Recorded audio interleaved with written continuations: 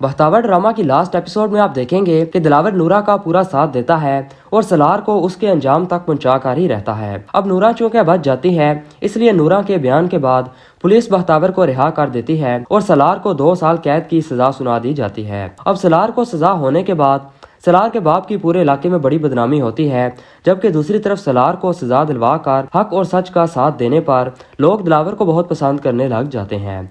अब चूंकि सलार को सजा दिलवाने के पीछे दिलावर का भी हाथ होता है, तो इस तरह अब हुरिया का बाप दिलावर से हुरिया का रिश्ता खत्म कर देता है और दिलावर और उसके बाप के साथ खिलाफ हो जाता है। अब दिलावर का बाप भी दिलावर पर गुस्से होता है कि इतने अरसे बाद हम इलेक्शंस में इतनी बड़ी कामयाबी हासिल करने वाले थे, लेकिन तुम्हारी वजह से ये सब बर्बाद हो गया है। लेकिन जब इलेक्शन स्टार्ट होते हैं तो दिलावर और इनके लोग बड़े अच्छे वोटों से इलेक्शन जीत जाते हैं, जबकि दूसरी तरफ हुरिया और उसका बाप बुरी तरह से इलेक्शन हार जाते हैं। अब हुरिया और उसका बाप दिलावर से दुश्मनी पर उतर आते हैं और अपनी नाकामी का जिम्मेदार दिलावर को ठहराते हैं और दिलावर से अपना बदला लेने की सोचते हैं।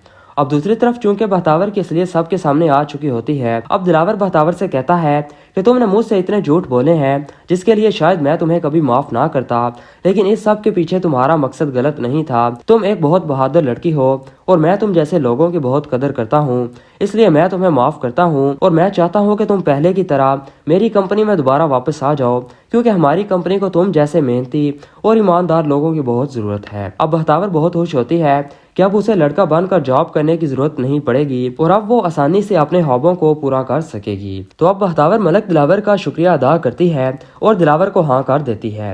लेकिन जब आहत को ये सब पता चलता है तो आहत बख्तावर को अब ये जॉब करने से मना कर देता है, जिस पर इन दोनों की लड़ाई हो जाती है और ये दोनों एक दूसरे से जुदा हो जाते हैं। अब हुरिया मलक दिलावर को बख्तावर के साथ देखकर बर्दाश्त नहीं कर पाती और वो बख्तावर को मरवाने की कोशिश करती है। अब बख्तावर को गोली लग जाती है, लेकिन खुशकिस्मती से बख्तावर बच भी जाती है।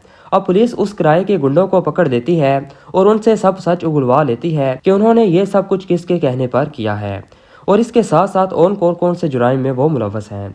इस तरह ये लोग अपना जुर्म कबूल कर लेते हैं कि ये सब उन्होंने हुरिया के कहने पर किया है और कुछ अरसा पहले शीदे को भी उन्होंने ही हुरिया के बाप के कहने पर मारा था। अब इस तरह पुलिस हुरिया और उसके बाप को अरेस्ट कर लेती है और दिलावर बख्तावर से एंड पर शादी कर लेता है और ये ड्रामा एंड हो जाता है।